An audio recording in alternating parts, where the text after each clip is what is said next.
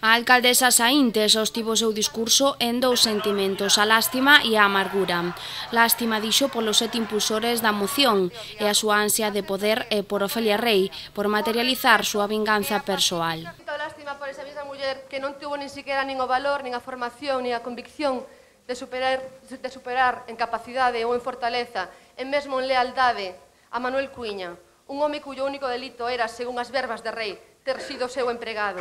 E iso era algo non entendible baixo o seu prisma de hielo que un empregado pode ocupar un cargo mellor que un xefe.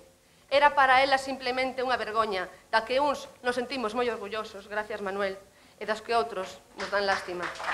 Criticou tamén o esvoceiro do PP, Fernández Viéitez, por artellar a moción de censura, xa cando perdeu as eleccións e o expresidente da Deputación como instigador.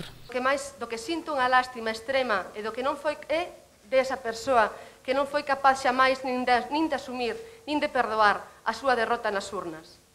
Un home que aos 15 días de que eu fose alcaldesa propiciou unha reunión para votar a man alzada se o PP iniciaba a estrategia de moción de censura para desbancarnos do goberno e agora escúdase nunha situación de desgoberno que non existe.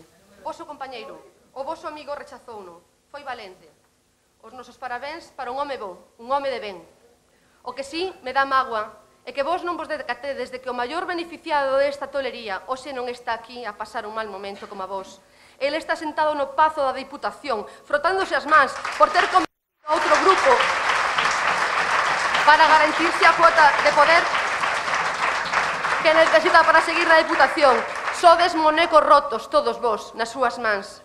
Dixo sentir amargura porque os promotores da moción non quixeron ver todo o que o seu equipo leva feito por Silleda e porque non lle preguntaron ao pobo se preferían un goberno de 3 en vez de unha banda organizada de 7. E nos hoxe nos iremos paseniño coa cabeza moi alta entre despedidas e calor cidadán. Un calor que garantiza o noso retorno se somos quen de manter encendido este espírito de igualdade, honestidade e lealdade por este concello.